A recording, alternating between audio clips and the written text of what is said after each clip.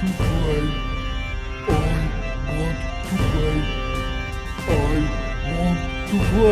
in your D&D game.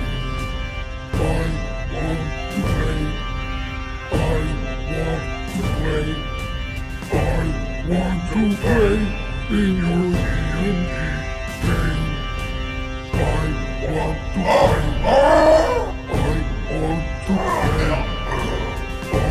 want to play in your D&D.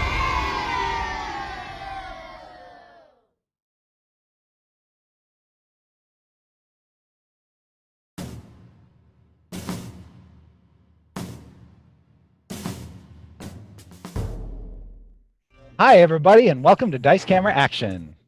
Hooray! Yay! We're back. Indeed. It seems to be like the thing that Nate is gone right when Paulton is about to when he has like a terrible experience. I have noticed that. Yes, yes. What is the lore like? What do you think his does his character go into like a deep depression or something? Like what happens then? Yeah, I think he just checks out of life for a little bit. Yeah, I think he just dips into the flask a little deeply and sort of enters this stupor with a little storm cloud over his head. And yes, Nate is off riding some sort of cloud chariot across the plains of Arcadia today. So leaving the rest of the Waffle crew to pick up the pieces from last week's. Ooh, choice words. Yeah. Too soon.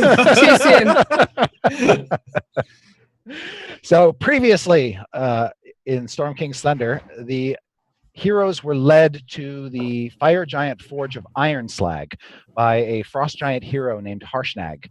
And accompanying them too was a dwarf clad in heavy armor named Crack Dragonspore. And when the Waffle crew arrived, they had to contend with a village of yak folk that was perched on a shelf on the mountainside. They hoped to infiltrate the village, set up a distraction involving Harshnag so the party could slip inside the forge undetected. That did not go according to plan because the yak folk started to murder their slaves and the Waffle crew intervened. That led to a massive fight with part of the party off on one side of the village and part of the party off on the other.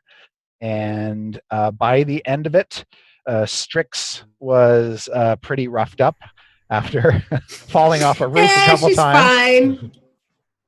And both Evelyn and Diath managed to keep to their feet and avoid serious injury. But at one point, Paulton was knocked unconscious by the Yakfolk chieftain, who delivered a serious blow with a flaming greatsword.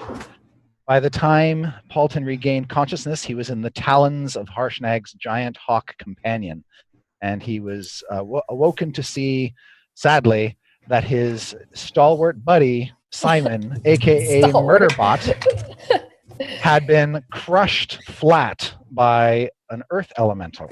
By justice. By justice, yes. Crushed flat.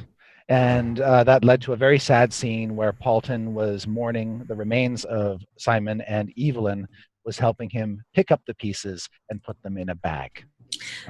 So I have a question, Chris. Yes. Just on behalf of chat who likes to theorycraft, they didn't come up with this, I did, but I'm blaming it on them. Okay. So Simon is a construct. He's demonstrated that he just does what he's told. He is not a human. He's not a creature. He's a construct, right? Well, I would say yes, but just before he met his demise, he had this sort of moment of awakening where he decided to disobey his orders. That's what I'm saying. In order to save his friend Paulton. In that instant, he sort of became almost like a real boy. It's so funny you would say that, Chris, because now that he is a real boy and a creature, as it were, if I were to lay hands on him, I could recover his HP. Well, you can only lay hands on a creature that isn't dead. Ah, touche. Yeah. Well, maybe he's just unconscious. Has he rolled his death save? But it could. You don't know what would happen if you were to cast like some sort of resurrection spell or something. We're not doing that. I mean, You don't know what would happen. You also don't know if he could be put back together again. You're just not sure. what if I were to just put him in a vague Simon-like shape? I mean, how unalive is he really? Is the question. He is totally not alive. Some would argue never alive to begin with.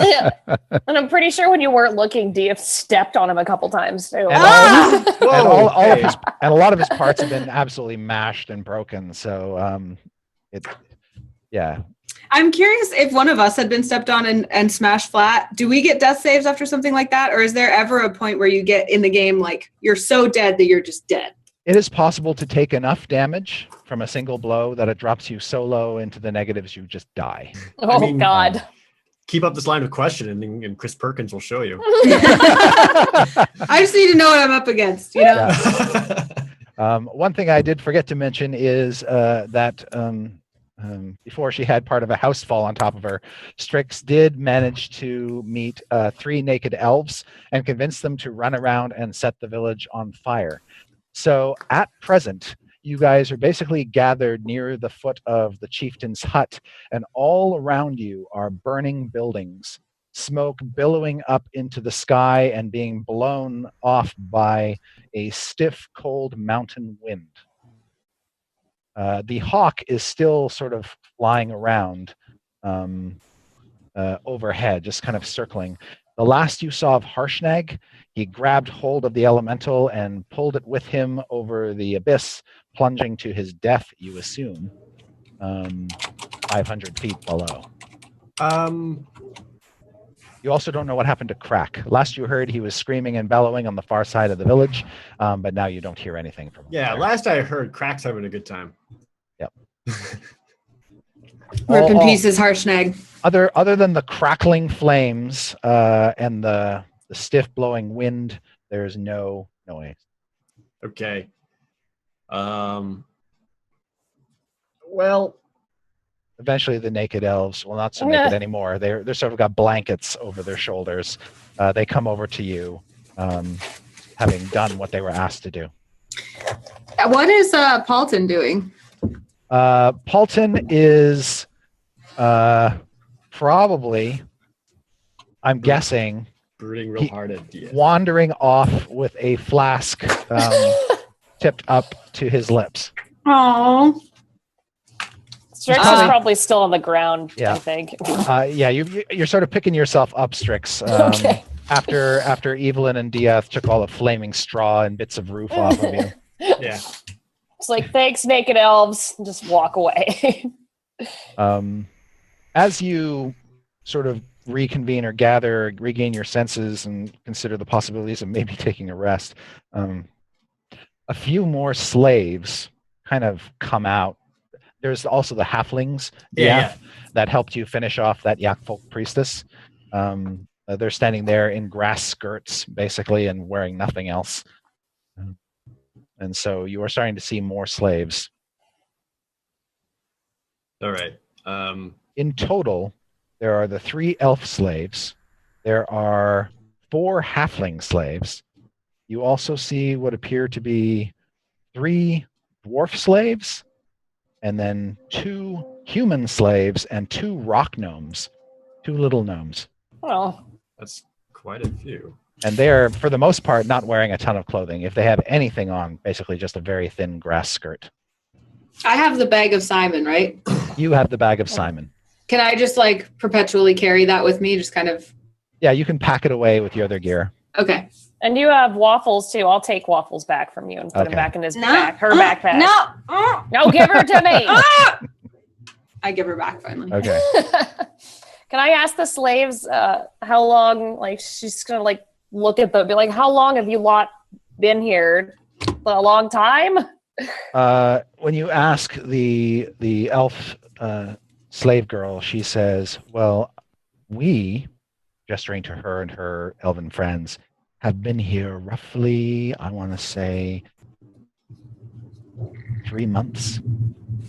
Where did you come from? Is there any sort of settlement around here that that you can go back to? I'm just saying, because I don't She think you're going to get says- home safe. I'm just throwing it out there.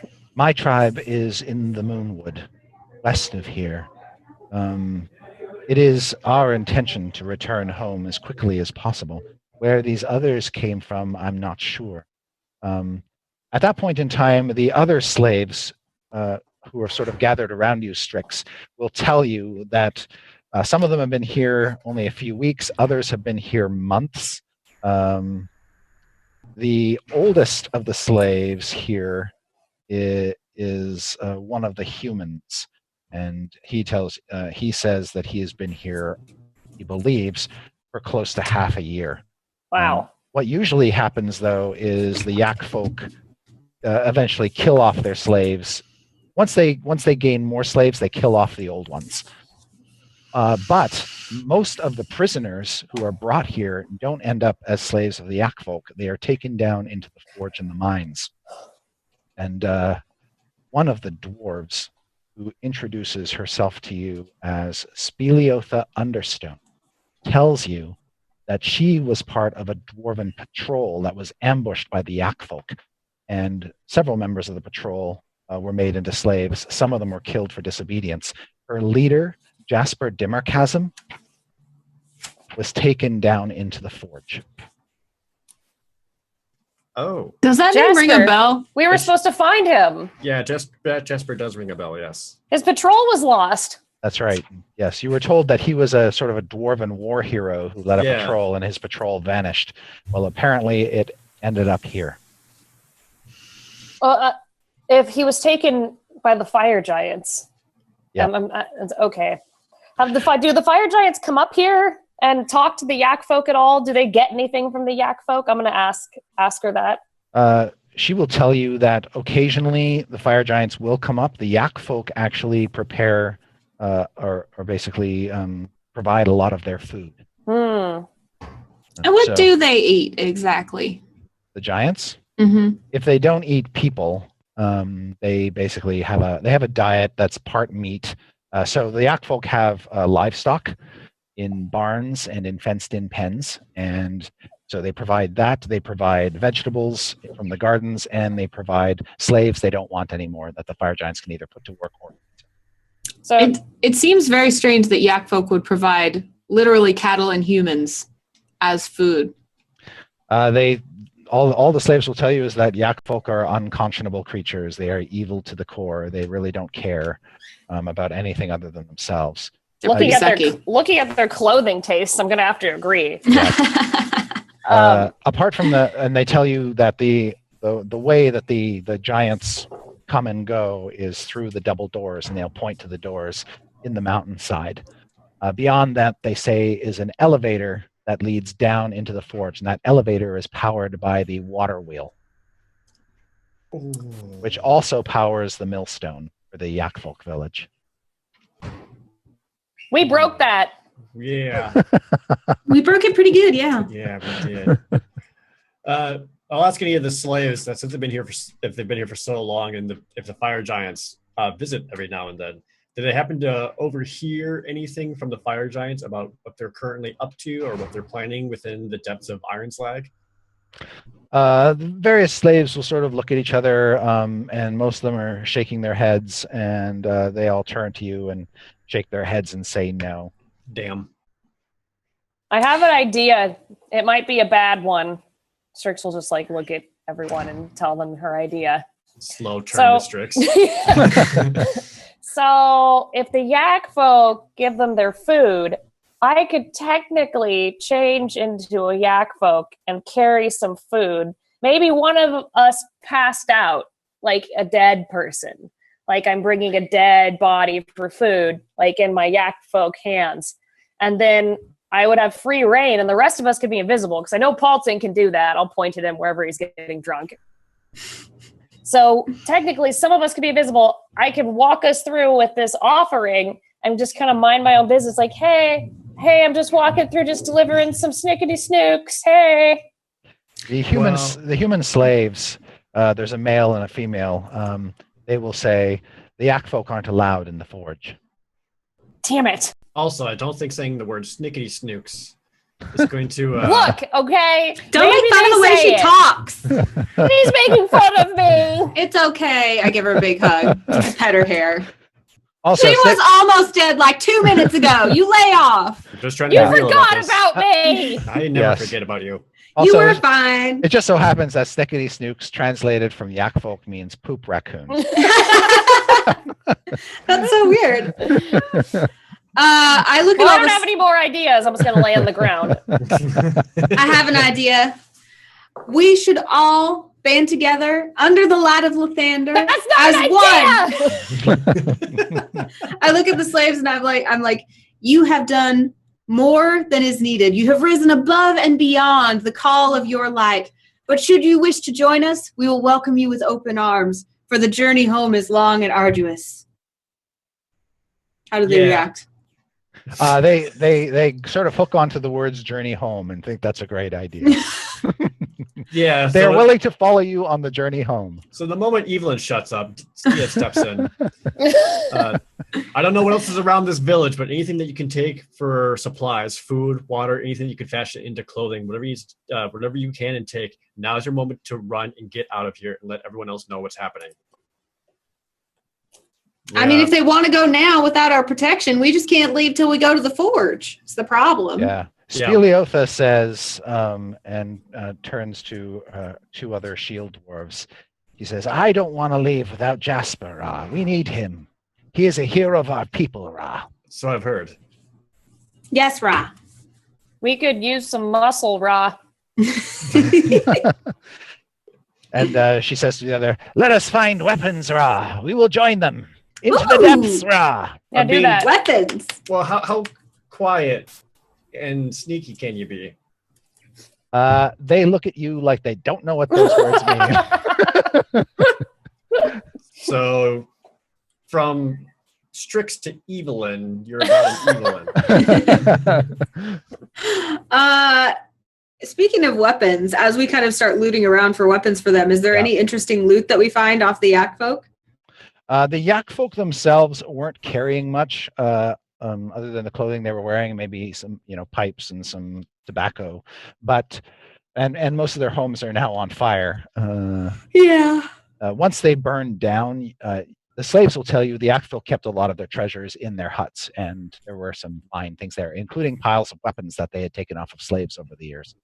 So if you just want to hang out for about an hour, you think that these places will sort of burn down and you can search their wreckage. That sounds asked- nice. Yeah, I think we could use some time to rest by the fire, and maybe you could tell me what kind of weapons were in there and what kind of treasures. Was there anything pretty? This may not be too bad. If nothing else, we have at the very least cut off at least part of the fire giant's food supply. So if we could take this moment yeah. to search through the burning buildings while we can, I imagine it'll take some time. Evelyn, Strix, the both of you rest up. As you're talking, Dieth, this small sort of boar comes over to you, this runty-looking boar, and just sort of sniffs your foot. Looks like A he boar? must have gotten out of a pen or something.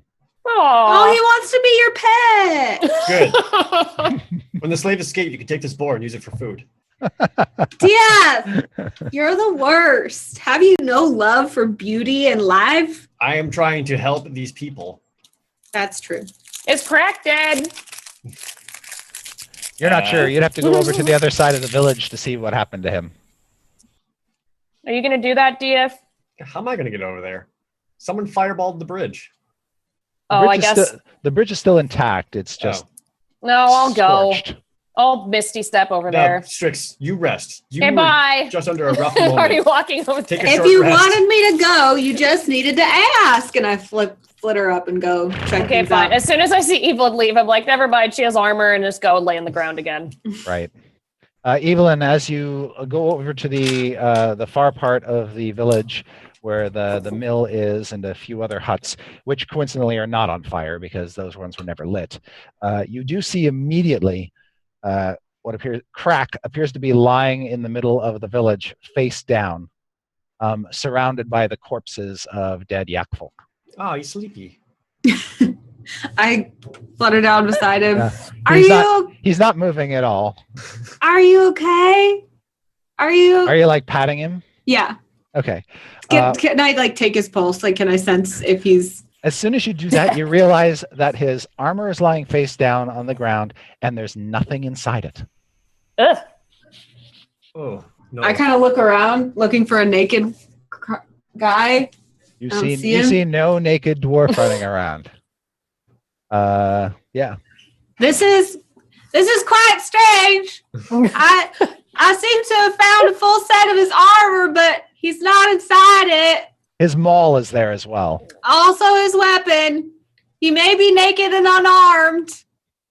Or he might have just kind of disappeared. I don't know. Put it on, see what happens. No, no. Yeah, I think that sounds like a good idea. Are you going to Yeah, I put it try on. to encase yourself in this black dwarven armor? As soon as Strix says put it on, I'm like, okay. She was kind of trolling you, but that's fine. Yes. I know she All right. was. All right. So that'll take a few minutes, but that's not a problem. So as you slip this armor on, you do see it start to mold itself to your frame. So that suggests it's definitely magical. And This is the one that I thought was super pretty as long as it would come in white, right?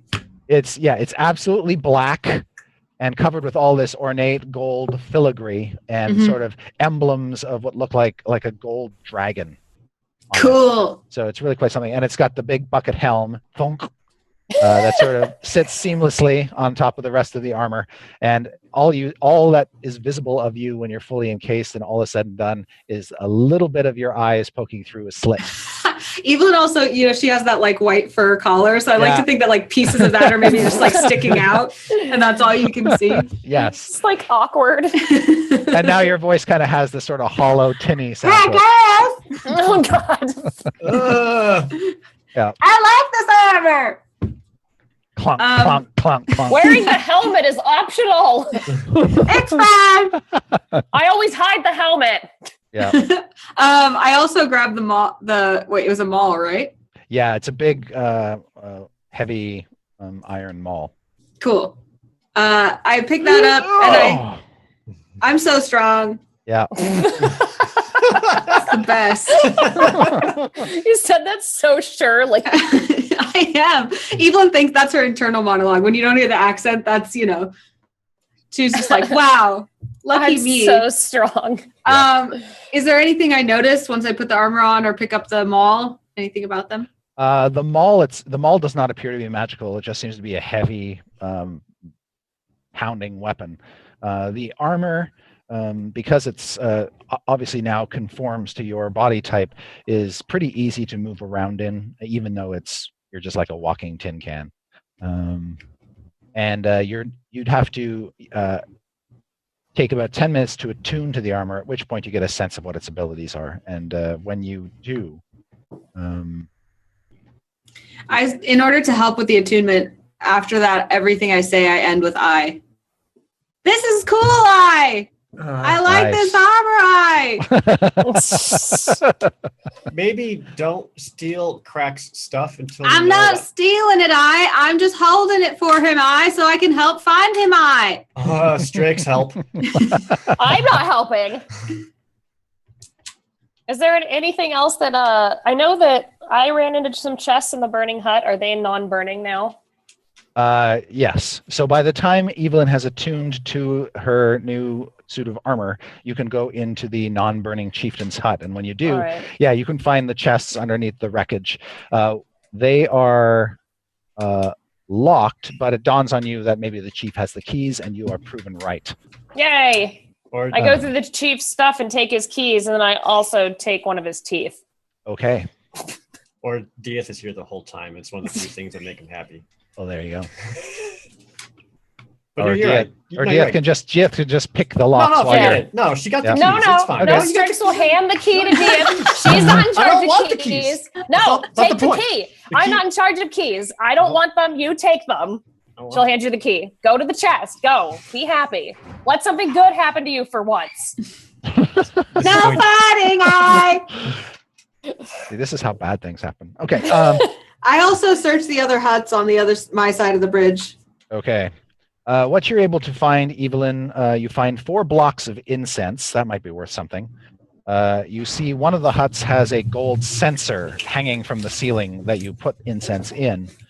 You can also see what appear to be hanging on the wall of one of the huts, Evelyn, near some murals of landscapes, are 4 wooden ritual masks. They're carved from wood and decorated with semi-precious stones. You think that they're actually worth something, but they're big, sort of yak folk tiki mask kind of dealies, so they're kind of a bit awkward. But definitely valuable. From like a religion arcana standpoint, do I know anything about the masks and what they're for? You do believe that they are used in religious rituals, but you'd have to make a religion check to see if you can even imagine what those rituals are. Ostensibly, I would find the religious rituals of the yak folk very distasteful, right? Probably. I smashed them all. Okay. Easily done. With glee. Excellent. You also see a basket that contains 6 pieces of fancy bead jewelry. I take that for sure. Excellent. I take a piece of one of the masks. Yeah, I guess if there's like stones that are worth something after I smash the masks, I take those. I don't want those. Okay. I just want a scary eye. Got it. You have a scary eye from a mask. In the first chest, Diath, you see it's full of electrum pieces and gold pieces.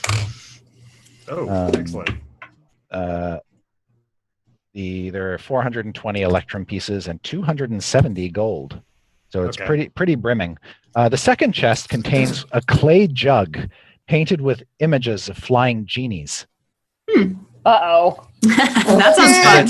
That sounds fun. The jug is neatly packed in straw. You want me to take a look at that? Why? It's a jug. Yeah, it's a jug. Rub it. Don't touch it. The third chest is full of weapons. So you see short swords, daggers, battle axes, short bows, quivers of arrows. Looks like kind of a mishmash of styles. This is probably what the slaves were talking about, with the yak folk confiscating weapons and stashing them here. Great. Oh. All right. So and the fourth chest contains a pair of electrum bracers embossed with dwarf faces. They look pretty valuable. And you see what appears to be a spell scroll and 3 potions. There's mine. Strix will just like go over there and grabby hands. Yeah. Strix, we need you to check out the potions, the scroll, the jug, and the bracers just in case. Okay. All right. As for everything else, the chest of weapons and the chest of money, I'm going to give that to the slaves. 1, for the weapons so they can protect themselves, and 2, I want to give them that money so that they have some cash on them. So as soon as they find civilization, they can feed or house themselves, or if they find other travelers, they can use that to barter passage or help get them to safety. Very good. Very good. As you dispense the weapons, you can see them descend upon them. As you dispense the gold and electrum, they descend upon that as well. There's a little bit of arguing at first, bickering among the rock gnomes and the halflings, but they figure it out. But I'd like you to make an insight check. Okay. Oh, it fell off. All right, different D20.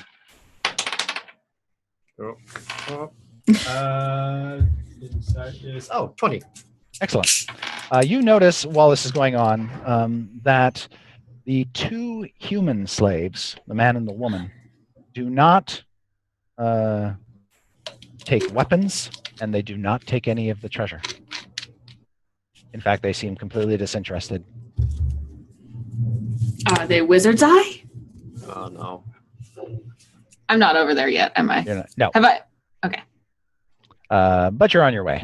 Oh, no. Because I've sifted through everything, right? You have, yes. And I can't find our dwarven friend or any trace of him. You have found no signs of him whatsoever.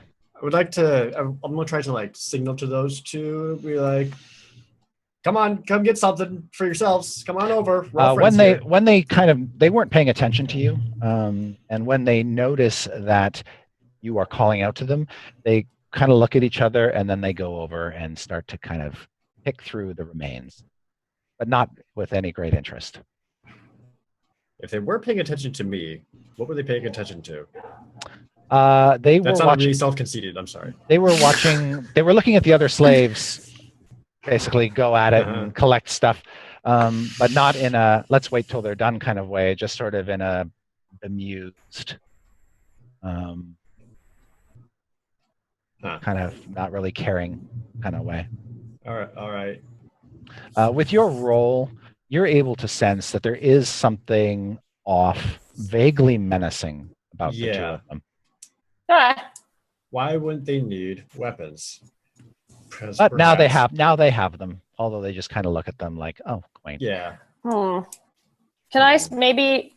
I don't know this. I'm just still tooting. No, around. you're like, oh, an eye from a mask, and oh, this, and a tooth, and I rolled a 23 on my Arcana check for the Yeah. goods, by the way. So at least I know what they are.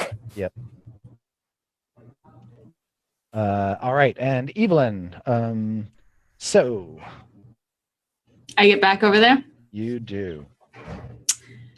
So the armor that you have is called Armor of Invulnerability.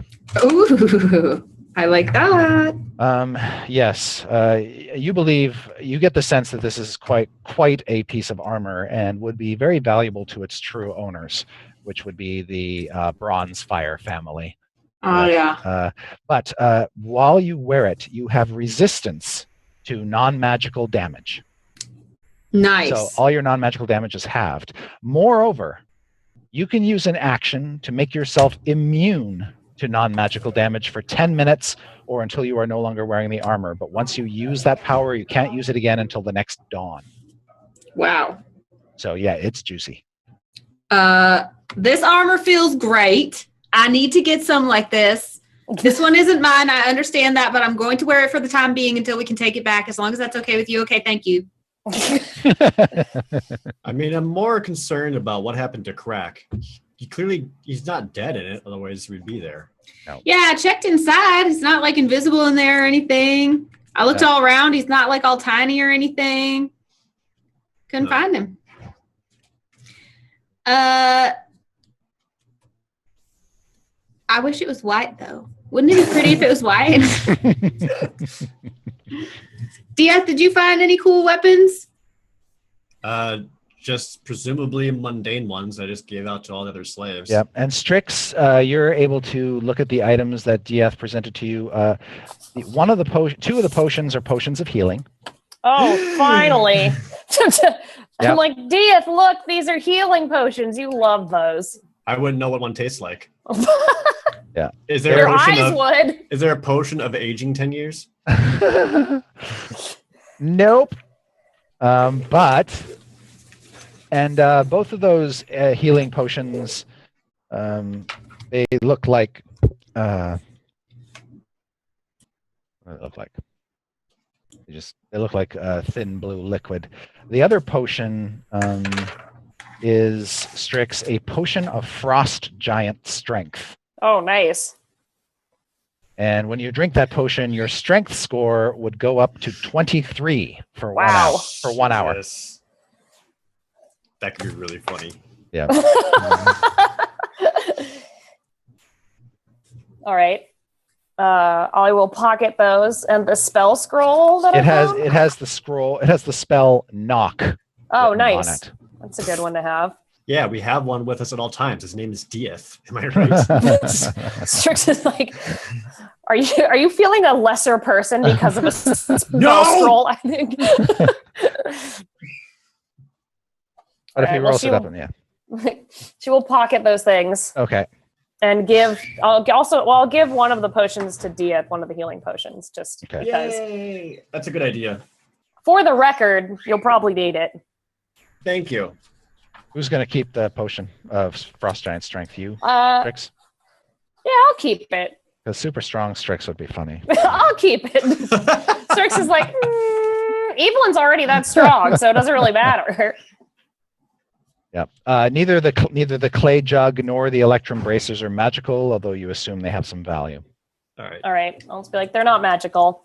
Well, we'll hold on to those just in case we need to find some way to barter ourselves or Yeah, purchase supplies. Because raw money is going to help them more in the long run. it'll be easier to barter than a hag heart. I can tell you that much. Yeah. The dwarves, led by Speleotha, will sort of stay with you now that they are armed, and the other slaves, including Halani the elf, will start making preparations to leave, just as Dieth suggested, as quickly as possible. Halani says, she comes over to you, Dieth, and she says, if you ever come to the Moonwood, and you happen upon some wood elves there, tell them your name, and they will bring you to me. She says, I will see that you are rewarded for the heroism you have shown us today. And then she kisses you. Woo! Strix is like, oh shit! It's beautiful. I'm so glad they didn't do that to me.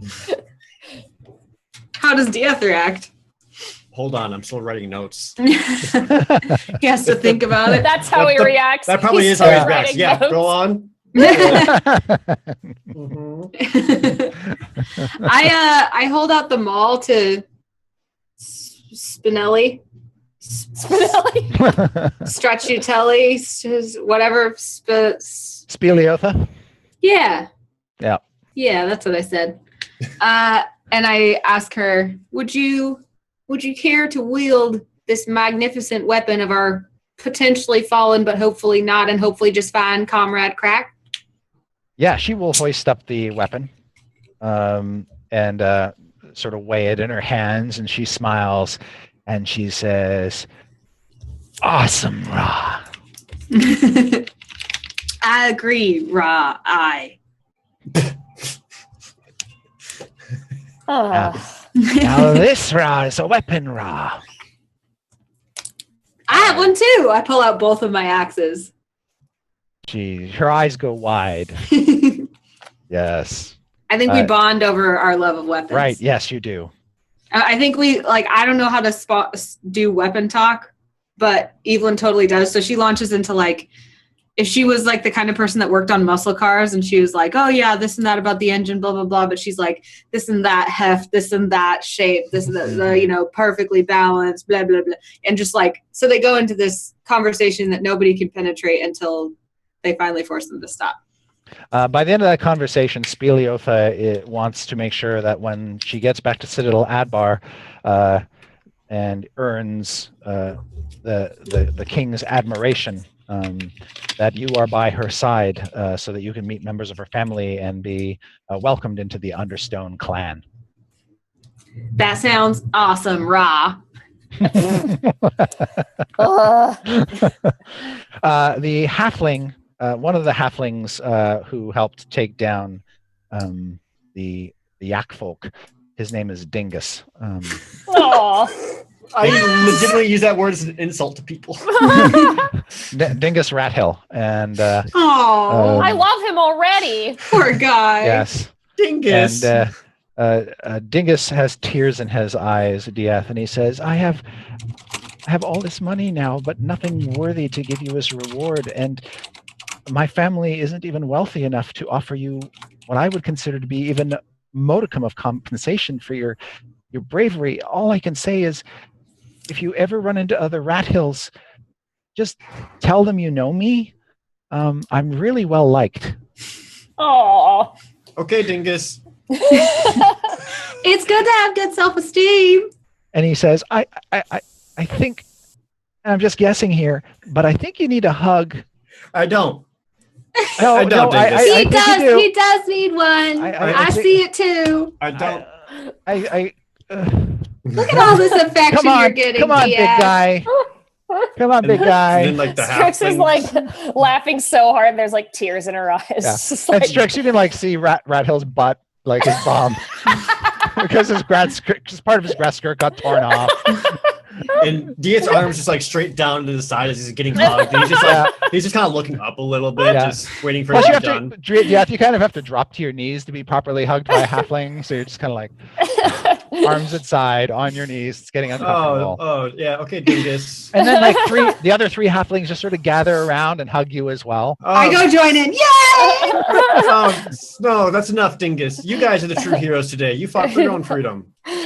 Strix is rolling around on the ground, laughing really hard, kicking up dirt. You're the heroes here. Tell all the Rat Hills and all the other halflings, they're the best. I love demonstrated affection. Isn't it just beautiful? Isn't it magnificent that Lathander gave us this way to shine his light upon each other from within ourselves? Dingus, you are truly a messenger of the morning Lord today. And he's all smiles and beaming.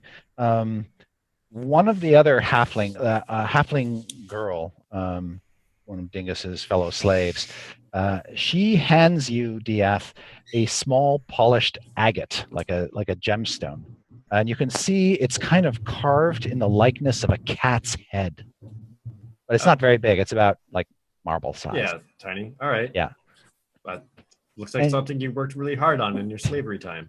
She says, I had this with me when I was caught, and the yak folk would have taken it, but I put it up my butt. Butts are funny. Your generosity is noted, young one. She says, it's magical. Okay. And you don't have to put it up your butt to make it work. Strix will run up and take it from his hand and say, I don't care where it's been. Give me the magic. When you look at it and study it, Strix, you can see it is a stone of good luck. Nice. While it is on your person, you gain a very juicy +1 bonus to all ability checks and all saving throws. Wow, look at you. Look at you, Dia. This is super magic, and you didn't even want it just because it was in a gross butt. And the halfling puts her hands on her hips and looks at you, Strix, and says, I gave that to Diath. You can have the butt stone if you want. No, it's fine. You definitely need it more than I do. I take the halfling aside and I'm like, thank you. Your generosity is so appreciated. Diath loves your gift and he's just letting Strix hold it for now, if that's okay with you. No, I'll give it back to Diath and be like, here, you can have your butt rock back. I wiped it off for you. She'll lick it and give it back. Yeah. Oh, Strix. Put the hand out, my gloved hand, and just put that in my side pouch. Aren't you glad I'm around? While you're confiding in this halfling, whose name is Very Well, she says she confides in you, Evelyn, that she had to hide it up her butt for almost 3 months. Wow. She was worried every day that her captors would find it and take it away from her. It was a gift given to her by her brother. That must have been a very difficult time. That must have taken some fortitude. Yeah, and she says her brother's older than her by about 10 years and is an adventurer, just like you.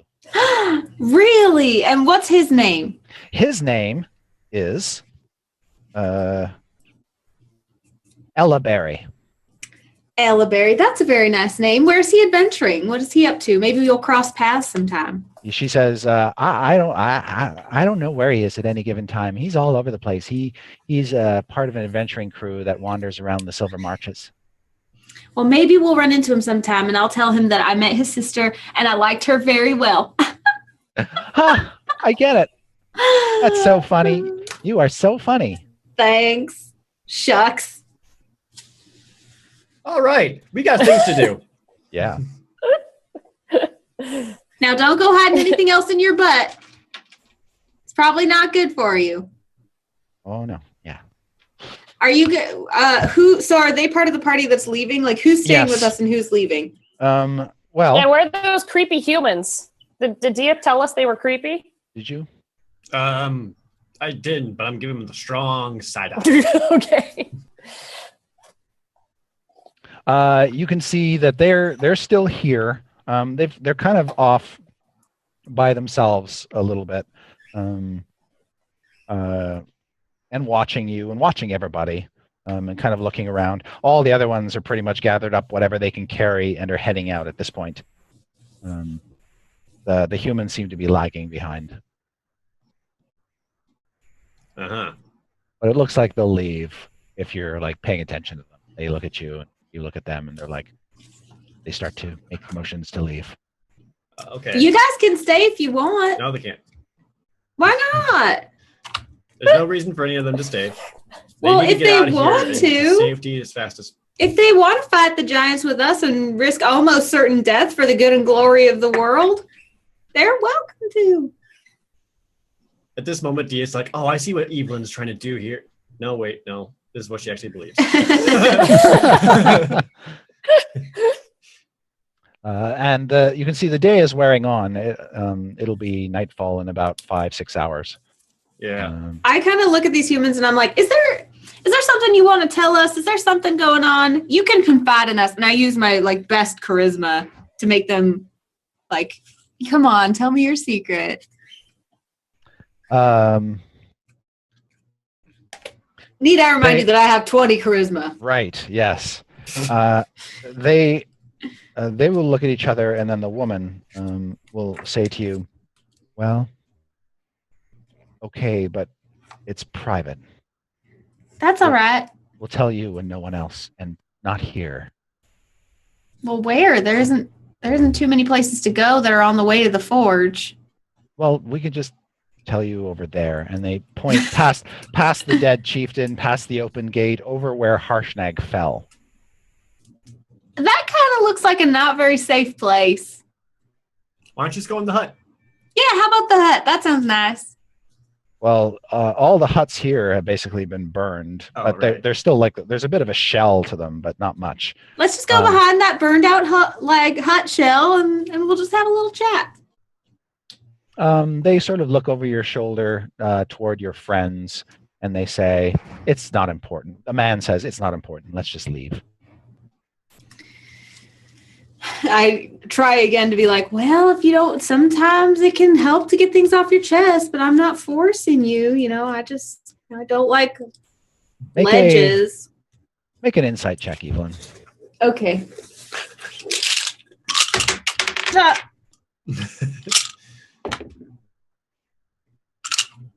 14. You get the strong sense that there is something definitely off about these humans.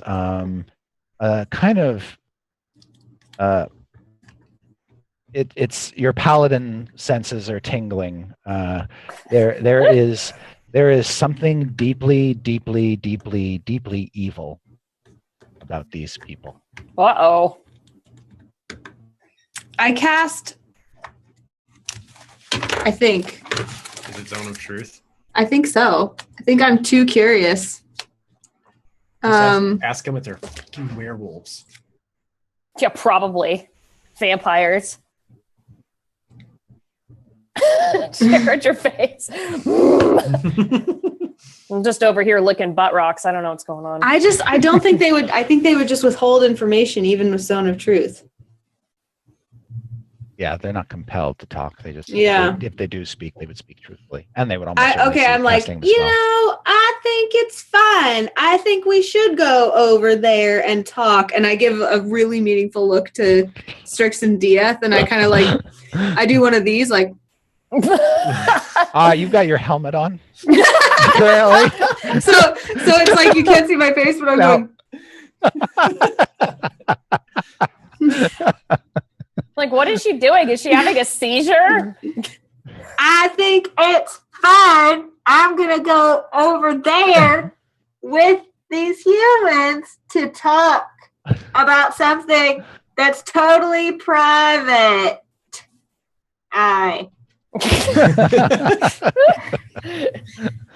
So I'm like, okay, let's go. And I walk over there with him. Okay, so she goes off with the humans outside of the village over to where Harshnag fell over into the water. I act like I'm doing something else while nonchalantly kind of trying to stay within earshot. Okay. But looking not suspicious. Strix is looking very suspicious. She's super bad at it. She's just like... just staring.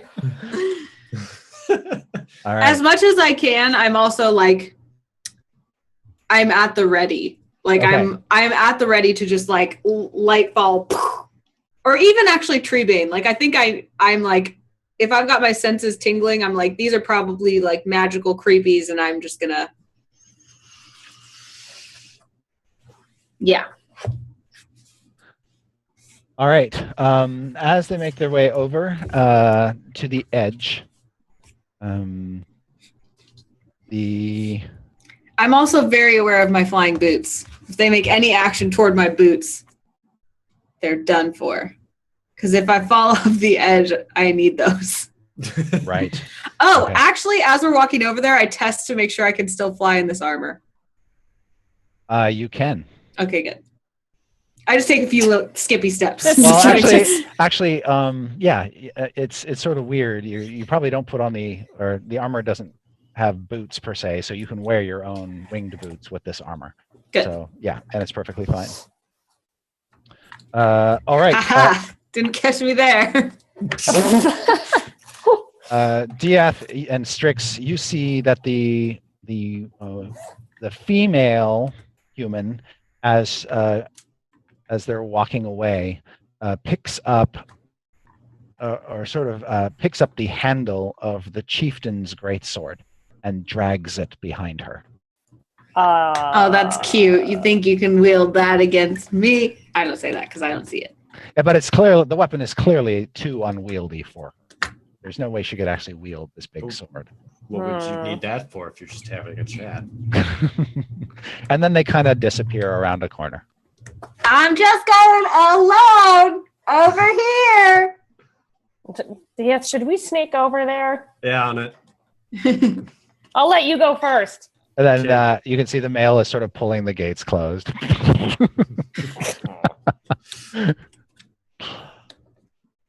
All right. Evelyn, roll initiative. Oh, come on. Oh, no, Jared's gone. He's gone. What could go wrong? That's not very good. That's a 9. Okay. But I had readied an action. All right. So you see, once they're outside, that these humans' skin begins to ripple. Mm-hmm. Yeah, Gross. I thought so. Like there's, and you can see that on the man's face, the ripple kind of looks like a giant hand under his skin. Ugh. I do not like the way that looks. Yeah. You do not And look well. On the woman's face, you can see what look like almost like her skin is being pulled apart on her neck by, it's almost like she swallowed something with horns. And those horns are sort of making their way down her body. And you can see coming out through their skin some sort of beasts, like something has literally crawled underneath their skin and gotten into their bodies. And their skin begins to peel away, and you see these large hands and these horned heads. And you are aghast and horrified as yak folk crawl out from inside their bodies. I hate yak folk. Ugh! All Gross. right. So while that is happening, Evelyn, what do you do? I say, into the light of Lathander, I send you. And I start attacking with Treebane this time. Okay, and the others, you can hear her cry out. Yeah. Shit, Strix, you know what that call means. Ah. So make your attack rolls. Are you attacking the same target twice? Well, I guess you can choose one by one. So Yeah. 2 attacks. Oh. Are you attacking the male or the female first? You see the male does not appear to be armed, and the female is holding a weapon much too big for her. I definitely attack the armed one first. Okay. But I only get an 11. All right. That is enough to hit. Yeah, hooray. Okay. They're naked, hooray! Hooray. And that's going to be a D8 plus 4. So that's going to be 10 magic damage because it's lightfall. Or I mean, Got it. Treebane. Okay. Second attack. Yeah, same lady. You look unwell. 13. Hit. And that's going to be 6 Okay. damage. Evelyn and Strix and Diath, you can roll initiative. Damn it. Of course. 22. Okay. 13. Excellent. All right. Diath, Yes. what would you like to do? Sprint over there. You said the gate is closed? Yeah, it would take an action to throw the gate open. What if I stealthily climb over it? Then you can theoretically not open it and Alright. get over it. So go ahead and make a strength athletics check. All right. I'm gonna try to like sneak my way over it so they don't know that I'm here. Aha. Okay. Oh, natural 20. Okay. Ha! All right. Uncanny gate. Yes. You scamper up very quietly and get to the top of the wall, and you can see in your horror that giant yak folk are basically crawling out of the skin of these two humans. I'm very disturbed. The All right. humans, for the most part, don't look like they're being killed by this. It looks like that there's just like this weird magical separation happening. Gross and weird. Chat, Right. I took 2 attacks. Stop yelling at me. Can I? Is that all my action and movement then? Basically, yes. All right. Yes. I'm stealthing. Yes. And they do not seem aware or concerned about you. Good. And Strix, what would you like to do? All right. The Well, the gate is still closed. Is there anything on the top that I can maybe get foothold that doesn't look like a straw roof that's on fire? Yeah. Diab right. is on top of the gate and quietly perched there, ready to All jump right. down. I on an will. enemy. I'll Misty Step, not where DF is, so I don't give him away. Okay. So like just over here. Misty and stepping, straddling on the gate, or you could actually Misty step to the top of the wall next to the gate. the wall. Yeah, Okay. the wall. Done. So boop. I will do that, and then I think that's my bonus action. That's a bonus action. Yeah. Cool. So I will. I'm not gonna like fireball these guys yet. There's like no reason. Can I try and polymorph one of them? Because I really want to do that. Sure. You can target one of the Sweet. human yak folk things. Ugh, they're gross. I don't like it. So I'm gonna try and polymorph them. What should I polymorph them into? There's so many options. I'll just do a rat. That'll be cute. Okay. You want to do the man or the woman? The one that's not hit. Okay. I'm going to try and polymorph them. Okay. He will make a saving throw or try. He only rolled a 9. So yes, while he is in the midst of crawling out from under the skin of this human man, you polymorph it all into a rat. Yeah, and it's real cute. Now this is interesting. Actually, the way that the yak folk possession works is it is now a rat that has a yak folk crawling out of it. That's super gross. Yeah. Helping or hurting? So I guess by this point in time, like most of the yak folk has actually crawled out of the rat, but it's sort of weird, magically distorted. I'm sorry. Why didn't the polymorph affect the yak folk? Because the yak folk has not fully separated from the human yet. It is technically it's not the creature yet. It hasn't fully formed as its own creature. But it is smaller now. Yes. This is gross and weird. Yes. Yeah. Something not right is happening here. Yeah. Wait, so the yak folk is small too? So currently, yes, he would be small in his present form. Okay. But yes, while the yak folk is possessing the human, technically it's the human that you're targeting. All Okay. right. So there's a rat with a yak folk crawling out of it, and a human with a sword. How do we get ourselves in these situations? Yes. I ask that all the myself time. yeah, every day. Okay. And then, okay, so now the yak folk that is coming out of the rat is now fully emerged from the rat and suddenly grows to yak folk sized and becomes a perfectly solid yak folk monster next to the rat, Poop! which is now scuttling around its hoof. Poop? Where? And you can see that the yak folk is kind of disoriented, like almost in a trance, like not fully realizing that he has escaped the vessel of the rat, and so he can't take any actions.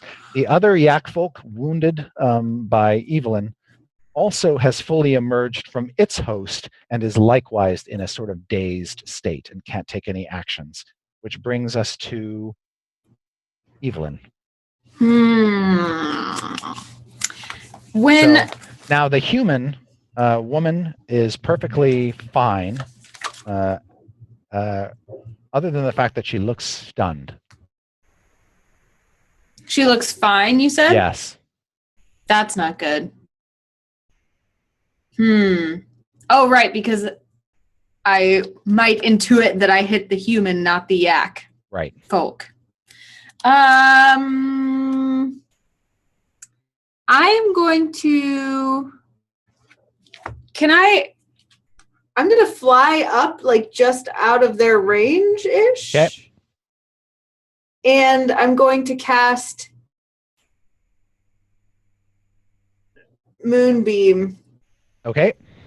right on the, like, precipice that they're standing on. Now you'll get the human and the rat as well.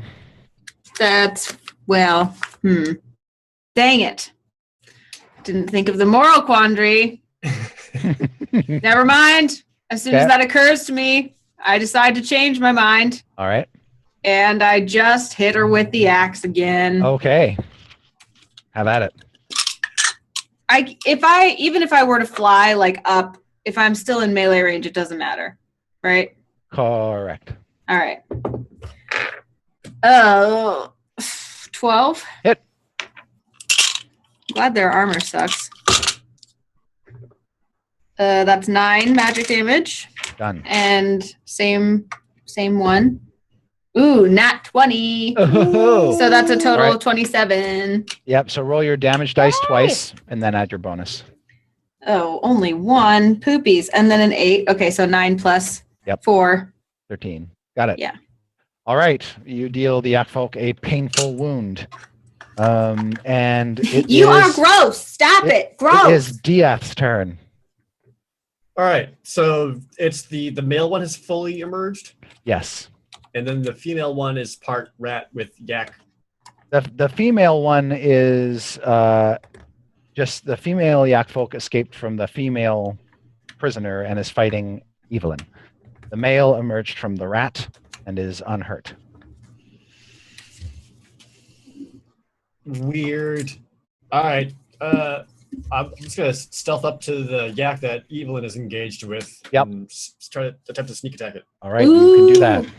Silent takedown, like in Horizon Zero Dawn. Oh my god. It's totally like that. Yeah.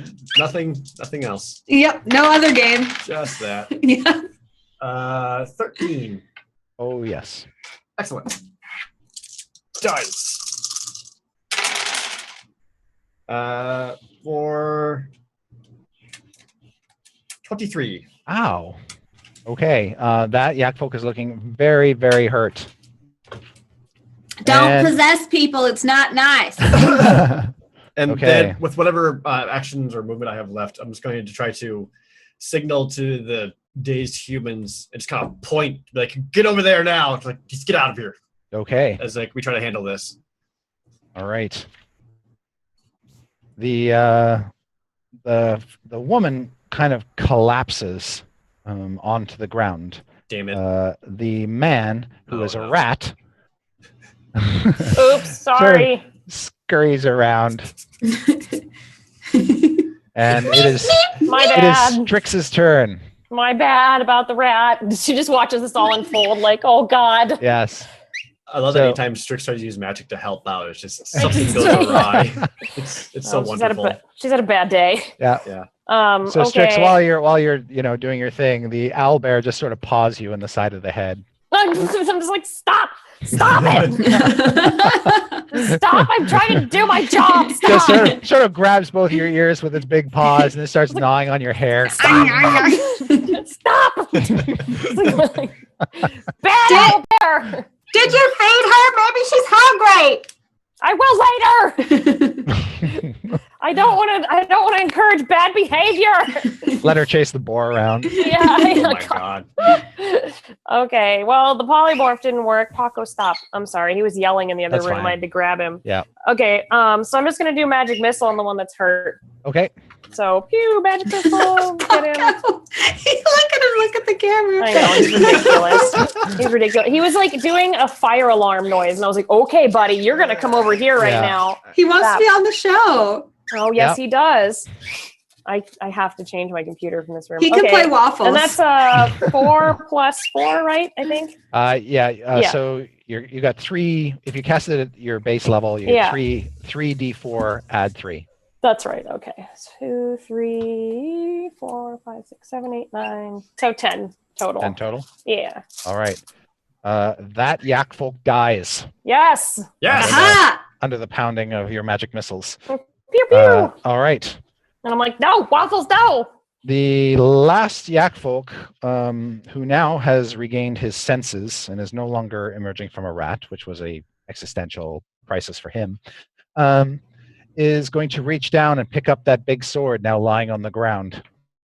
I'm so glad you guys remembered that sword because I would have forgotten it, but I'm totally taking it home. So thank All you. right. And then he will bring that sword to bear against evil. Actually, no, he'll bring it to bear against soft target DF. But why? So soft. That was my nickname in Phi Adam growing up. I have to soft target DF. Yeah. Don't call him that. It makes him sad. But because he is not attuned to the weapon yet, he can't activate its magical powers, so he's just using it as is. A great sword. So DF, he rolls a 23 to hit with the first attack. Uncanny dodge. All right, so you're going to take half damage from this, which is going to be half of 20 points, which is 10.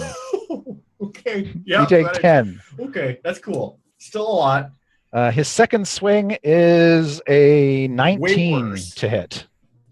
A 19 will hit you, and it does 18 points of slashing damage, which you take all of. So a total of 28 points. It's called soft target DS for a reason. Yeah. It's not okay? inaccurate. No, I am not. Evelyn, you are not happy that he has turned on your friend. Oh, it occurs to me, Evelyn. Back up a little bit here. You have a paladin power that could have helped. There. Crap! I forgot. With the shit, Evelyn. I forgot to remind you about. So your aura of whatever. Well, did he get? Your shield of protection. So I have aura of protection, which is for saving throws. Oh, right. And I have aura of warding, which is against spells. Oh, and protection fighting style. That's what it is. That's it. Thank Yeah, you. so disadvantage on their attack roll. So let me roll again. Indeed. Thank you, Chris Perkins. The first attack would have hit you, for sure. Now, the second attack, he rolled a 12 on the second one. So the 18 points of damage misses you. That's right. I'm still in the middle of my uncanny dodge, and I use that to dodge the second attack. There The you Light go. of Lathander protect you and smile upon you in your time of need. All right. You have to say thank you for that one. Yep. I don't. See, the DM is on DF's side. I'm just saying. Yeah. I've never once heard that in my life. All you naysayers. Evelyn, what do you do? Stop hurting my friends, please. Attack with Treebane. I only rolled 9. That's a miss. I mean, now I try again. All right. And that time I get 21. Hit. Haha. I'm going to also cast Divine Smite as well. Okay. I do 2 normal magic damage plus 4, so 6 plus 2d8, which is 2 plus 6, so 8 more. Okay. Plus, yeah, that's it, because they're not a fiend, right? Right. Correct. Okay. Bonk. All right. At that point, the gates open behind you, pulled open by 2 dwarves, and a third dwarf, Speleotha, runs through with Crack's big maul and lays into it and rolls a natural 20. Oh, wow. Spindali! That's not her name. That's what I call her. It's her nickname. We're friends. Okay. Yes. Don't hurt Ra, my friends, Ra! I guess you are friends. All right. And she lays into it, and it kind of teeters near the edge of the precipice, but holds its ground. But it did take, she did a whopping amount of damage to it. So it appears not quite hurt. And then we are back at the top with Diath. Good. I'm just going to. This yak folk is standing right on the edge, managed to hold his feet, and he's got his chieftain's sword above his head, ready to strike you again. All right. Yeah, I'm just going to. Since he's engaged with so many allies, I'm just going to take another swing at him. All right. Right in his soft target bits. He's got those two. How you like them apples? Yeah, 25. Oh, yes. Dang. Soft target pit. Why do I always roll so many ones whenever I do this? It's fine. Everything's fine. 19. 19. It is still alive, but you think a stiff mountain wind could kill it at this point. Sadly, I've used all my actions. I'm out of stiff mounted winds to attack it with. So I'll do a cunning action to disengage. Okay. And back away from that greatsword that's swinging around. All right. Don't knock the sword off the cliff. I want it. Strix. Yes. You are on top of the wall. You can see that the yak folk is so very close to death. Oh, I'm ready. So very close to the precipice. What would you I'm like ready. to do? So out of I kept one of the yak horns from before. Mm-hmm. I'm gonna throw it at him. Okay. I'm just gonna pull it out of my robe and be like, Yep. "Bah!" So roll a d20 and add your dexterity modifier. Please All right, hit. here we go. You have to. 7.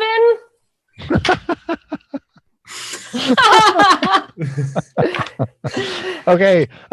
So it just sort of bounces off his nose and falls and This is not my week. lands next to the rat. Oh, But it didn't seem to hurt him much at all, other than he gives you a very sort of annoyed glare. Let's see. Diath has retreated, so I look back at Diath like, I'm sorry. this yak folk with just the barest bit of life left in him will bring his sword up on, let's say Speleotha. She's not wearing armor. All right, so he's going to hit her with the first attack. Use your aura of protection. I've already used it this round. This would be, yes, you have. I wasted it on you. Just kidding. It wasn't wasted. I love you. All right. Hits Speleotha once. She withstands the blow. Hits her again. And you can see that she's got... she goes down. My dearest love, Spinelli. And before we even get a player to potentially play this new NPC, I like how Strix just tries to save her spells for later and conserve things and just get someone killed. All right. Yes, pretty much. Okay. And I hate myself. it's true. It would have been fine if you did anything else. Evelyn, you are now right there. I just bonk with Treebane. Just finish it off. And that's a 22. Oh, yes. He's got 1 hit point left. So, yes, you are almost certainly going to finish him off. Now, you see him go toppling over the edge with sword in hand. I want to try to grab the sword. Let it go, All right. Evelyn! Make a strength check. Oh, nice. I like those. Strength athletics, we'll say. Oh, what? Don't be a fool. If you have athletics, you can use that. Okay. You just I have to have beat strength him. athletics. Okay, so 17. All right. You make a grab for the sword and wrench it from his grasp. Ha-ha! So you beat him by 1. Oof. Yes, and so he falls down into the abyss. Da, da, da, da. And you have this big, gigantic sword, much too big for you to wield. But as you hold it, it shrinks down to fit your hand. Oh, magic! This is like choose your own adventure day on my magic items. But it's still a great sword. So it's still a a big honking. I'm like, Everyone's having a great day. New weapons, new weapons. I got someone killed. I immediately go. Actually, that's wrong. It does not shrink down because you are not attuned to it yet. So you are still holding this 8.5-foot long blade. Now. It's like kind of like this. Like, I'm coming. And you're holding it with one hand currently because you got tree bane in the other. I put that away. Oh, okay. Great. Yeah. I'm just like my little flying boots. I'm like trying to get back over to the edge. Okay. I go check on Spaghetti. She's Okay. dead. Yes, you can see that she got cloven in two. Oh God! And her two shield dwarf friends. Is she Fargrim, breathing? No. Maybe it was cauterized. Maybe she's fine. Yeah, she is quite dead. Dang it! Ah! So that dream of returning with her back to Citadel Adbar cut short. I ruined everything. You didn't just kill her; you killed her dream. You killed her dream. Strix says as she starts going through her stuff. I lovingly say to Strix, I'm like, maybe next time if I meet a friend and want to keep her forever and ever. I was trying to save my spells, Evelyn. Then I was just trying to save... if you see that our enemy maybe is almost dead, maybe like stabby, or something, anything other than throw something useless at them. I was trying to save my spells. Also, it was sharp. Just a suggestion. I mean, you do you. Just a suggestion. Strix feels really bad. She's just gonna walk away all sad. Okay. I say a loving blessing over Speliotha. Okay. And I use her full name when I'm speaking to Lathander and asking him to watch over her in the light. All right. The two dwarves with you will just kind of stare off somberly as you recite your thing, and when you say Lathander, they just kind of look at you with furrowed brows. We are no longer allowed to learn anyone's name. Just in case. I tried to protect her with a nickname. It didn't work. Well, that was terrible. But I'm also kind of glad that we got that solved, because now those disguised yak folk can't go around telling people what's going on or going with the slaves and murdering them in their sleep or something weird like that. Mm-hmm. As soon as I'm finished with the rite, I'm like, take care of her, Lathander. Awesome. Now new sword time. And I go I'm playing with the sword, try to attune to it. After 10 minutes, now you are able to attune to it. Now you are currently attuned to your armor. And you are currently attuned to Treebane. You have any other attuned items that I'm not aware of? Okay. Unless I don't think I have to be attuned to Lightfall, right? No. So once you attune to this greatsword, you are now fully attuned. You can't attune to anything else. You can only have 3 items. So the cool thing about the greatsword is once you are attuned to it, it shrinks down to a more manageable size for you. Okay. And in addition to doing greatsword damage, which is 2d6, you can cause it to ignite on a hit and deal, I believe it's an extra 2d6 fire damage. Ooh. Anna, do you have to be attuned to your boots? Or can you just wear them? Oh. Why? Jared. Yes. I don't Winged know. boots requires attunement. So What? No! yeah, so you got to give something up. Treebane, perhaps? But I love Treebane. Yeah. Okay. We could also let the dwarves have this weapon. Pass around the level a little bit. But I like weapons. Yeah, give the claymore to Strix. I can't hold that. Certainly the Flame Tongue Greatsword is a huge upgrade from Treebane. I know. Because while but it's sentimental, Chris. I know. I'm just saying. Once you layer on the fire damage, that's 4d6 damage you're doing on a hit. Yeah. What's the attack bonus on that? It doesn't have one. That's the trade-off. Oh, okay. So it's a magical weapon with no attack bonus. It just deals extra fire damage. And so damage is just the straight 2d6. There's no bonus to that. That's correct. It's just straight 2d6 plus an extra 2d6 fire damage. Okay. And no like strength bonus attack, any of that stuff applies. Correct. Okay.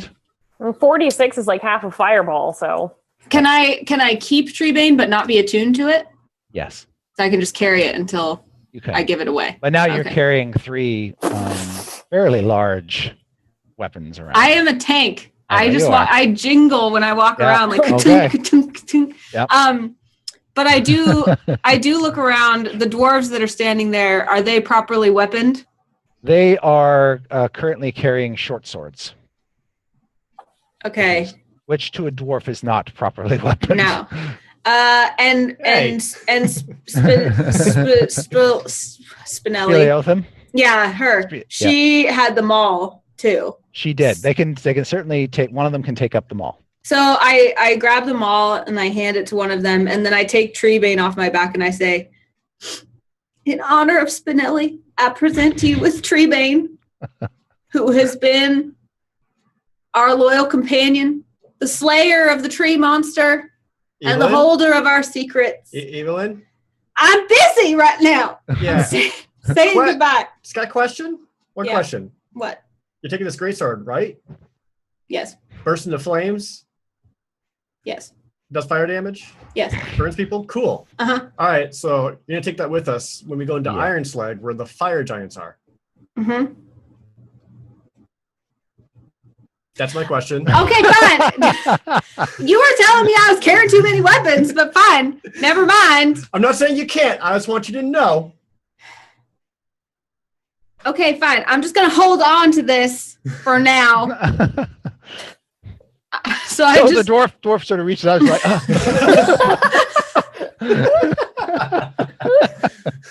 I'm sorry. As you turn and clutch Treebane tightly to your breast. I'm like, our rogue is just very selfish. I'm sorry. He just can't.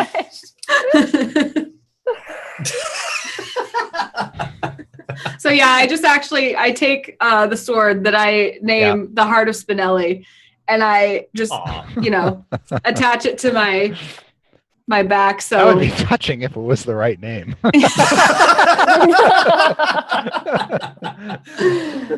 that's us. That's us. Welcome to our game. It was what she liked. She liked to be called.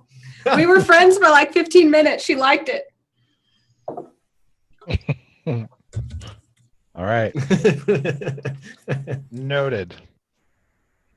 All right. So now that you've got the Heart of Spinelli and your armor and your potions and whatnot, and the slaves have all left or parted from this world, except for the rat. The rat is going to change back eventually. Strix, what do you want to do with it? It's going to turn back into a slave. I'll just put him. I'll give him. Make sure that he's safe in a hut with some clothes and some food, and just be like, "You'll change back sooner or later." Also, just mind yourself because there's a giant hawk outside, so don't go outside. Pick up. Yeah. All right. What do you guys want to do next? Is that boar still around? Yeah, the boar and a couple other animals that got out of the pen when the fires broke out are running around. Right. In addition to the boar, you can see wandering. There are actually 2 boars wandering around. One is sort of a full-grown one, and it's gone up into the garden and is eating roots. The little one is running around like a mad creature.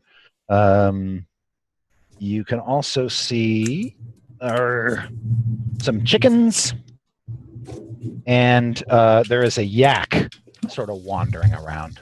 Like a yak, not a yak folk. Correct. I don't trust it. Whatever. I mean, I hope it casts its shifty gaze toward you. Yeah. No. Okay, that's fine. Should we rest? I would like to, but we've also just wasted a lot of time, and we need to get in there. But counterpoint, we also really need to rest in order to be successful. I agree. Take a quick breather, everyone. And then, because we need to get moving, we need to get inside Iron Slag. Okay. Should we wait until it's dark, at least? Like, maybe? Yeah, wait till they're sleeping. Do they sleep? Don't know if they do that. 1, 2. I fear staying here too long. I don't. Well, they're going to come back for their food eventually, and their food is just going to be us. So we should try and find that elevator ?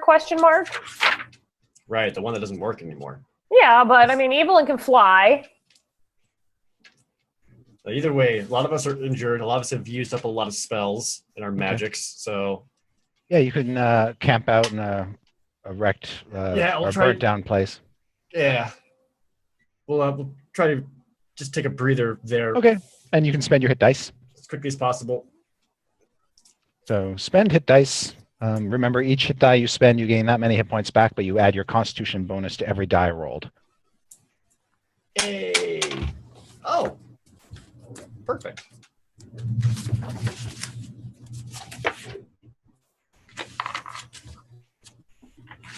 I'm only going to use one hit die. Okay. And I'm probably going to regret this later, but really, what's 2 more hit points? Yep.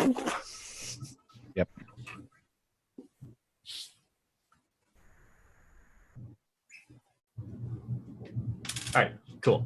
Excellent. All right. So it is an hour later.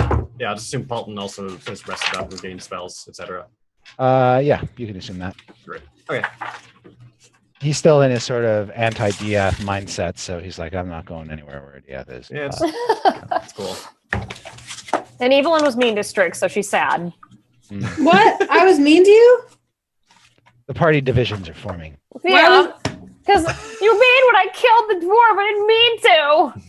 I was trying to be encouraging. Waffles wants out of her harness. Oh, okay. I'll let Waffles out. Okay. She'll go running around. Good. If she wants to, she can go, I don't know, eat an animal or something. Yeah, she comes back with the dead rat. Oh. Oh, no! Drops it at your feet. Oh, no. Does everyone see that or just me? Everybody sees it. Oh. You can tell because all their mouths are hanging open. Maybe it's a different one. That was the best Strix reaction ever. Just Oh, well, and just like pat Waffles' head. Good owlbear. Better not tell Lathander about that one, Evelyn.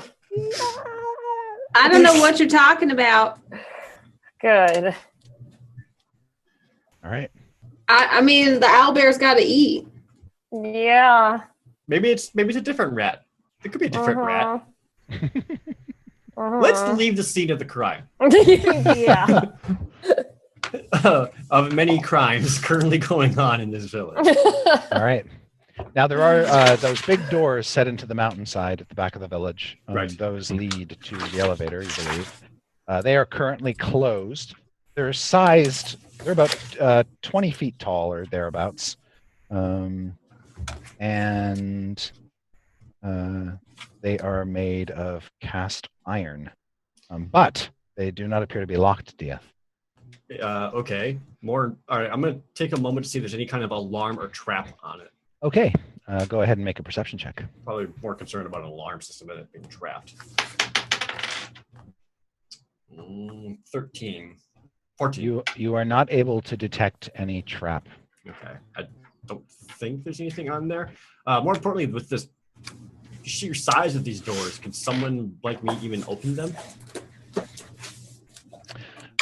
So in order to reach the handles, you'd have to be basically on somebody's shoulders. It's a little awkward. Probably the best thing you can do is to create some sort of simple rope rig where you can basically throw something up through the handle and then pull on both ends of the rope. Just pull the doors open. Oh, that works. Evelyn could fly up and do it too. We can hand Yes. the rope to Evelyn. She can tie it up on there, and then Absolutely. Evelyn can then pull on it because she's Yep. the strongest person here. All right. As one of the doors pulls open, you can see that there's a tall, wide hallway beyond that opens into a huge room. And what little light you can see filtering through into the room suggests there's a gaping shaft that dominates the middle of the chamber floor. And there's some sort of wood and iron rig suspended or mounted around this shaft, suggesting, yes, this is indeed the top of the elevator. Now, between you and that room, there is a closed portcullis. But the bars are wide enough that you think you could squeeze through them. Haha, suckers. They didn't make the gate for people. They made it for giants. Yep. We're not big enough to be a threat. She says proudly.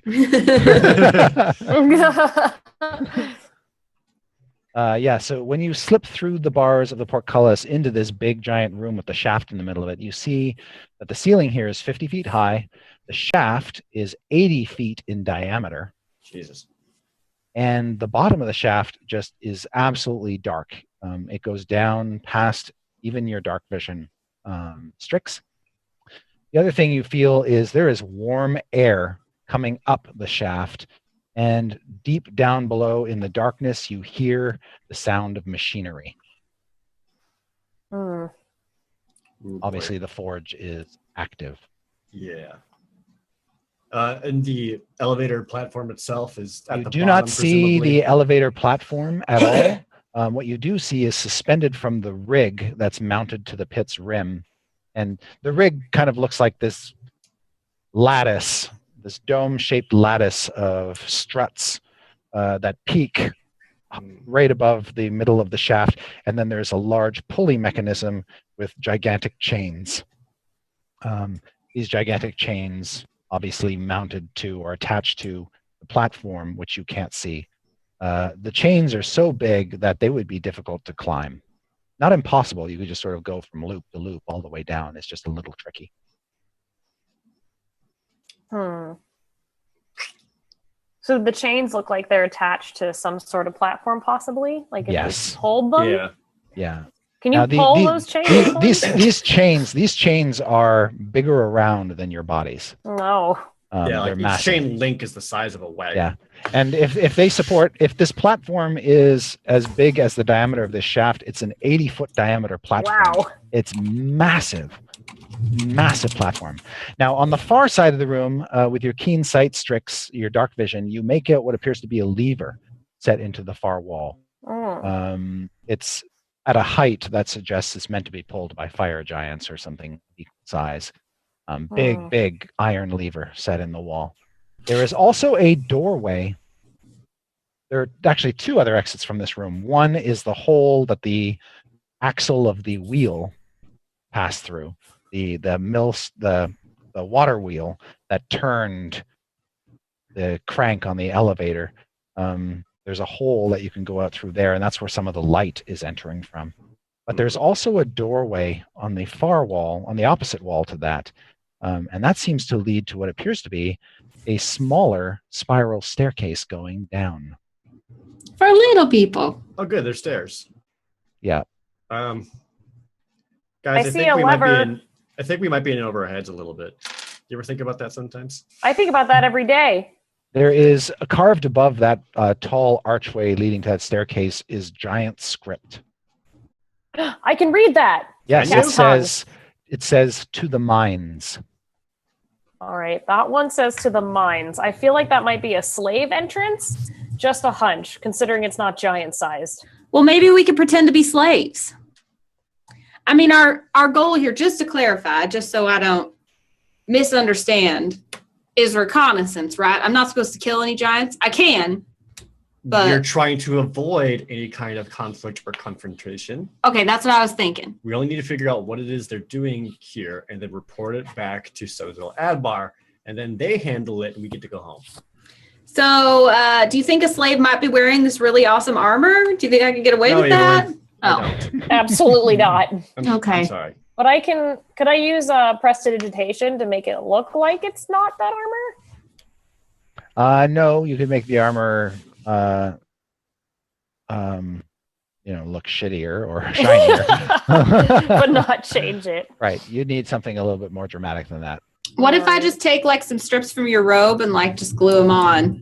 It's not.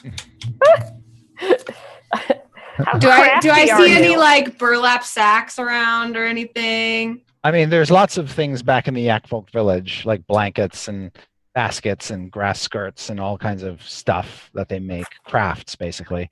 You could probably fashion something like a poncho Yeah. that you Like could I cover basically yourself just with. want to imitate Strix's look, but like it's over armor, so it's even would look- bigger. it would look I'm just ridiculous. like a pile. Yeah, you just look like one of those weird umbrellas you find in drinks.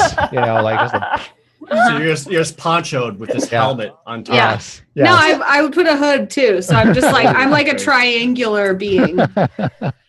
Oh dear. Yes, you could certainly take the rest of the night and fashion yourself something like that. Well, do we have the rest of the night? I mean, do you guys have any better ideas? Because we need to go in prepared, but also undercover. We could. I have the ability to make a silent image, Mhm. which is you create the image of an object, a creature, or some other visible phenomenon that is no larger than a 15-foot cube. The image appears at a spot within range and lasts for the duration. So it's like it's like an illusion. Does it move? Do those move? Can you move those? Yeah. What was the last thing you said? It's the silent image. The image is pure. Oh, it's purely visual. It isn't accompanied by sound, smell, or any other Right. sensory effects. But I think it can be anything. Yeah, pretty much. You can use your action to cause the image to move to any spot within the range of the spell, which is out to 60 feet away from you. Right. As the image changes location, you can alter its appearance so that its movements appear natural for that image. Becca Eckert in chat says we should remember the dust, that we can be invisible. Are you Oh, carrying that? I have it. We Yeah. had the dust disappearance, but that's only for a short Yeah, it's time, not and long enough. Okay. 1 minute. That's I would Or like to try to 2d4 minutes. I would like to try to use that as a panic button. Yeah. Panic. Yeah. But I'm thinking maybe I could change this into something like a crate, and we just pull the lever and go down the shaft Elevator's as a not going crate. to work. Yeah, We you haven't pulled the lever. You smash the water wheel that the yeah, elevator's Oh. yeah. It looks like it won't work with the water Yeah. wheel broken. Then all the better, because the giants can't fit up this little staircase. So if we need to run away, how are they going to get up to follow us? Right, Evelyn. That's I think our best plan is to not be seen at all. I agree. So What should if- I go make my cosplay now, or What if I make the silent image into a gelatinous cube, and then we just go down the shaft? Then we'll just look like a square. but And then what? the fire giants stomp a gelatinous cube. Yeah, Okay. I don't think Hey, we what's want to this cube cause a doing here? disturbance, right? We just want to be in the shadows. Yeah, rather than doing anything that could potentially draw attention to ourselves, That's true. Okay. we're All right. doing nothing. I guess we're going to pretend we're slaves then. No, not even that. They don't even have to see us. We're just going to sneak around. Okay. Easy for you to say. Yes, it is. Well, why don't you go sneaking then? I'll take point. Scout ahead, and once it's safe, I'll motion you guys over, and then we can go from hiding point to hiding point, wherever we need to do. All right. to get this information. Evelyn practices sneaking. Clang, clang, clang. Clang, clang, Yeah, clang, exactly. clang, clang. Yeah. As soon as he says he's going to take point, we're going to sneak. Strix will just become a cloud. Boop. Perfect. Evelyn, use your boots. Stay off the ground so no one hears your heavy metal feet. Okay, that's a Just good hear idea. this soft little. Yeah. Right. That'll be difficult to hear under the sound of all this machinery. I and could lighting. sing Yes. over it. Oh Lord, singing. Lathander. No No, singing. stop. I'm assuming Paulton will go invisible since that's his favorite thing. Probably. Hopefully. Yes. Yes. Begrudgingly. He will remain unseen at the back. All right. Right. So the plan then is to just descend the staircase into the mines. Yeah, I think our best bet is starting with this, Okay. the staircase, especially if Right. Jasper is down there. That could help out too. Okay. Evelyn says she needs a second to pray. I'll be right back. So Dieth, you lead the way going down these 10-foot wide stone steps that descend into darkness, and you very quickly, after about descending about 50 feet, the stairs end in a rough-hewn tunnel that quickly branches, and you find yourself in a labyrinth of 20-foot diameter rough-hewn tunnels, just tall and wide enough for what you assume to be a frost giant to navigate. Spiked to the tunnel floors are rail tracks, Oh. and they sort of crisscross at various points. And you do see, tucked into an alcove about 40 feet away from the staircase, one of what you assume to be many iron mine carts. All They're right. there's just these sort of boxy iron bins on wheels, basically, All right. with a crank on the side for brakes. Is there a way that I can inspect either the rails themselves or that mine cart or anything Sure. that I can try to determine which ones are being currently used or used recently? Okay. This mine cart, you can tell just by looking at it, does not look like it's been used recently. All right. It's actually covered with, it's got some cobwebs strung over it, and it's got some old picks and shovels stuffed inside of it, and some old debris, and everything's covered in dust Okay. and ash. The tracks look like that they have weathered the passage of time just fine. Both the tracks and the mine carts are scaled for slaves, so they're of your size, not giant size. Okay. Are there other multiple tunnels? There are tunnels. You quickly find, after, I would say, like your first 10, 20 minutes of exploration, that this is just an absolute maze of tunnels. And some of them slope down, sort of turn down, almost like corkscrew down. Others seem level and go out into the mountain. Yeah, there's no method to the madness. It's just all over the place. No. But your best guess is, as long as you're always going down, you're going to get closer and closer to the forge. All right. Well, you could easily, like, just in your first 20 minutes of exploration here, it's not hard to get lost. oh no. This is not my department. Okay. We'll need to leave behind a trail or something, or some kind of marker, so we don't lose ourselves in here in case we need to get back this way. I've got chalk. Perfect. That's all. That's great. I'm useful. Yeah. Make a chalk sign on tunnels that we have already been in. Just like a little X or a smiley face or a goat heart. What would Strix's mark be? Yeah, what would Strix's mark be? She just starts scrawling it, and it just says, Lathander sucks. Perfect. All right. Well, at least you wrote his name. Yeah. There's no way we'll be able to get ours confused with anyone else's. Right. Yes. All right. She's just mad at Evelyn. She's acting out.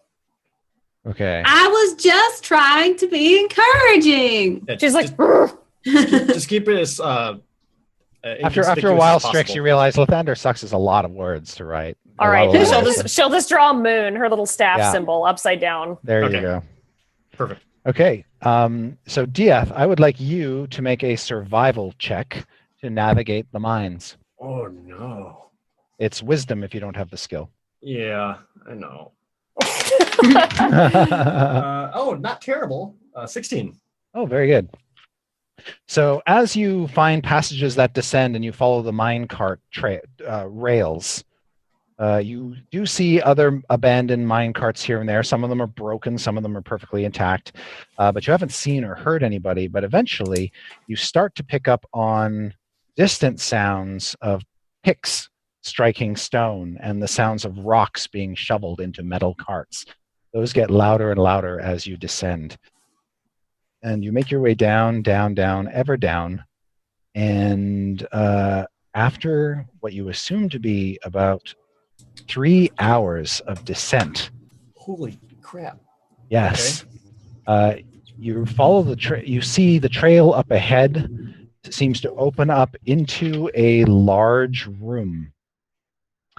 Sorry, in the chat, someone said 16 plus 1, Jared. Don't forget for butt luck. Right. Yes. 17. Thank you. I did add the +1. Which is very good. Okay. He wouldn't forget about that. No. How could I? And Diath, there's a sort of a flickering flame in the room that moves in a way you've never seen before, and that gives you pause and makes you think you might want to just move ahead of the rest of the group and see what's up. Okay, I'll stealth that way. Okay, make a stealth check. I'll kind of make a hand motion to let everyone know to pause for a moment as I swiftly move forward. Stealth I can do. 14. Okay. That was with the plus 12. So, you come to a room where the rail tracks end at a pair of wooden barriers. There are 3 pillars of black rock that support the ceiling of this large room, at the back of which you see what looks like a large bucket chain just sort of moving. These are basically big iron buckets hanging from a chain-like suspension, and they're just moving, chugging along at a very slow pace. And they sort of sway and clatter a little bit as they move. All right. It seems that there seems to be stuff inside them, some sort of ore, and the sound of the bucket chain is loud enough that it makes you much more able to remain unseen and unheard. Good. You can see in the room are 4 dwarven slaves with ankle manacles, and they are chained to one another as well as their ankles chained up. So they, even if they wanted to run, they wouldn't be able to run very fast or very far. These dwarves seem to be waiting for a cart to come down the tracks. They've got shovels at the ready, and they're just sort of taking a breather right now. And one of them notices you and just stares at you. You can see that weird flame that you saw seems to be coming from a creature that is watching over the slaves. And you have never seen a creature of this kind before. It is serpentine. Oh, no. And the flames seem to be leaping off of its body. Oh, okay. Oh, no. And it carries this black iron spear. And when it notices that the dwarf notices you, I hide harder. it turns its gaze in your direction and begins to slither toward the opening. And that's where we're stopping for tonight. Oh, Damn it. It's a snowman. Yeah, it's a big creature too. It's it stands about 7.5 feet tall, erect, and it's it's not small. Nope. That's a lot of power to be watching over a few dwarves. Oh, man. Are we high enough level for this quest? Can we reload at a different save and get some more? Should we do some side quests first? Yes. Oh, no, we killed all the NPCs. We can't. Yeah, so next week we'll be now we're basically in the Forge proper. We are now in Iron Slag, and it's going great. Things are going to get fun real fast. For at least one of us here. Yes. All right. Any of you got something you want to say to the community before we break off? Anna, do you have your game tonight? Yes. My second edition homebrew game is next on twitch.tv/misclicks. I'll put the link in chat if you want to come watch me play an angsty emo bard. Oh, Strix, I was going to ask you, I totally forgot to mention this. This is sort of back in game, but you do have waffles with you, right? Yes. Okay. Yeah. Yeah. Good. I don't want it there. Where Where else are we going to put it? Where are we going to put it? We're going to be super silent sometime. He's just going to Yep. You know, maybe she'll fall asleep. Maybe. Yeah, she's probably asleep right now because she's been in the dark mines. It's just like, Yeah. Yeah. Perhaps with the help of a few fine. spells, it'll just be asleep. Yeah, maybe Paulson can put her to sleep. Yeah. Yeah. So Nate should be back next week, and so we'll be in full Waffle Crew mode for next week's crazy episode. Oh God. All right. Well, that was a lot of fun, guys. Yeah, And you guys got some fat loot this week, which is we important. did. I haven't gotten that much No, loot in one session Even ever. like it's all the loot. You can't carry You it. got all kinds of potions and stuff. That's true. Those because are of fun. because of the nature of the game up to this point, it's been very hard to introduce treasure, so it kind of comes in fits and starts. But yes, Evelyn got loaded up this week. But that luck stone is probably going to save DS life once or Yeah. twice Yep. before the campaign's over. That's don't know. true. Because it would also apply to your death saves. Oh. Wait. What are you saying? I'm saying there might be a couple of those in the near future. Yeah. Hey, the creator of our intro is in chat. Chiluade is there. Oh, Hooray! outstanding. Yay. Yep. Also, continuing shout outs to the sweet Dice Camera Action subreddit and seeing the community Yes. build there and all the cool fan theories going out. And I've fan also- art. And Yep. fan art. Really enjoyed seeing. We're great. I like the origin stories people are writing for like Yeah. how we all met and stuff. A lot of them Very are cool. pretty spot on in my mind. Before we started the game today, we briefly chatted about potentially hosting short question and answers after each session.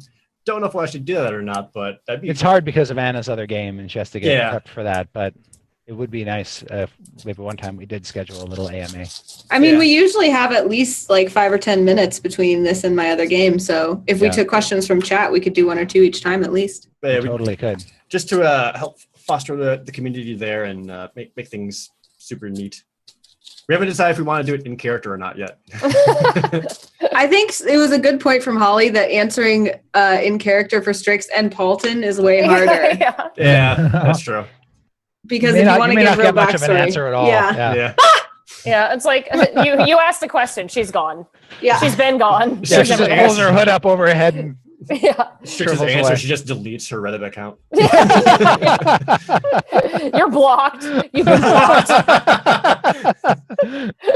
now talk to me. Yeah. Yeah, she's one of those people. Yep. I, on the other hand, love answering questions. Yeah. Yes. Okay. Well, thank you All right. guys. That's all for us. Yay. See you guys next time. See you next week. Bye bye. It's gonna be fun. Bye.